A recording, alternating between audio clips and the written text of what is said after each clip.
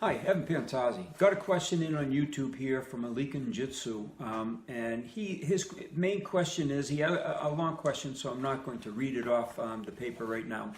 But his basic question was, in all the styles that I've studied in my ongoing research, how do I reconcile the differences in styles, be it whether it's Taekwondo or Goju-Ryu or Wei-Chi-Ryu or Tai Chi or Wing Chun or Salat or Bagua? How do I reconcile these differences? And to me, I don't see a difference. Yeah, the bodies move a little bit different. Everybody goes into the actions. Taekwondo is more highly sport-oriented than a Tai Chi or a Bagua. But at the same time, the postures are the same. Whether they close their fists just for the power of it, that's another thing. And the closed hands is a relatively new concept or invention. The old Okinawan arts and the old Chinese arts used more open hand methodologies. It was when it turned more sport when it came to Okinawa, and then went over to Japan with Gichin Funakoshi. And in the 1930s meeting of the masters there to maybe standardize it and get on the same page with their martial styles, the hands began to close. You still see remnants in the katas of the open hand, but you still have the postures. Now, a while back I did a video with a Tai Chi reference. Okay, and there was an action in there with, you have this type of emotion in a karate kata, a modern karate kata, but when you take a look at it, it's still Tai Chi, okay? It's still Tai Chi. All of these postures, to me, look the same, okay? And whether the hands are open or closed is inconsequential. That was just an adaptation that happened in the 1930 era, okay, or somewhere around that time. So the closing of the hands, to me, it doesn't matter, all right? It's the way the body is held. And what's the difference between this and this? Okay, that's another difference. But to me, it's the same thing. It's just, okay, where are your hands more comfortable? At what attitudes are you doing it?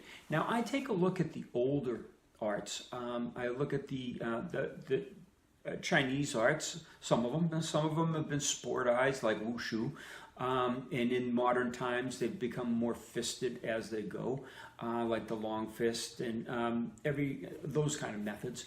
But you look at the older forms, okay, and you're going to see a lot of the open hands and the 6 G hands of Shaolin as denoted in the Bubishi. So when you're working with targets and tools, the method becomes secondary.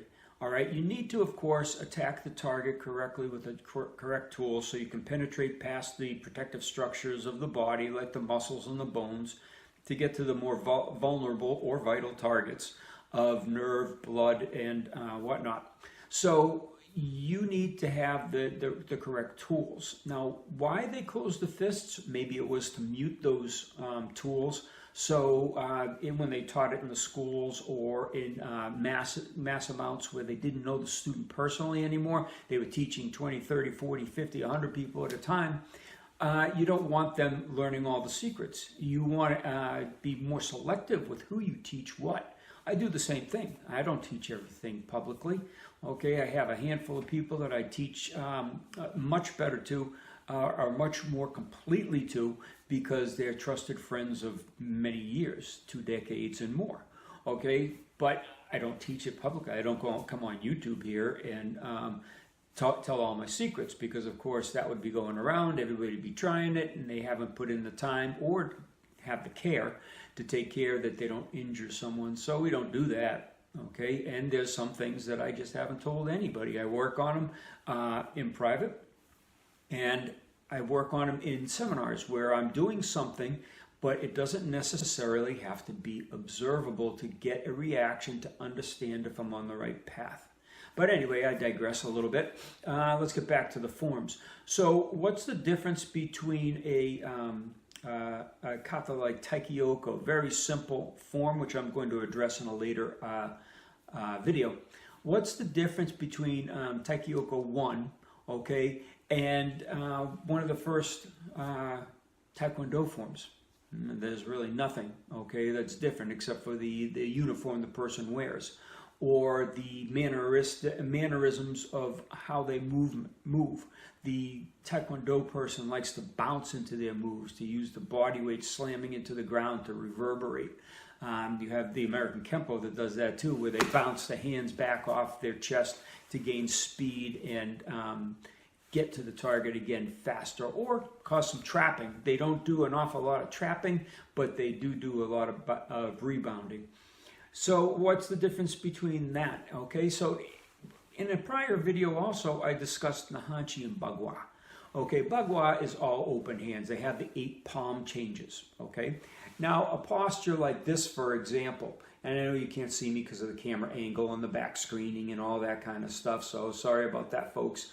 Not really sophisticated with these filmings, okay? The hands here, but what happens if you close the hands? Okay, Bagua turns into Naihanchi. Okay, so again, to me, I see the similarities. I do not see the differences. Differences is what keeps your mind separated, unfocused. When you see the similarities, then you become more focused and you can accomplish an awful lot more. Same thing with your life. If you're not focused, if you've got too much input coming in and you see the differences and you're working with differences all the time, you get nowhere. All right, it's when you start to see the similarities and work with that singular focus that you really proceed on and get better skill as you go.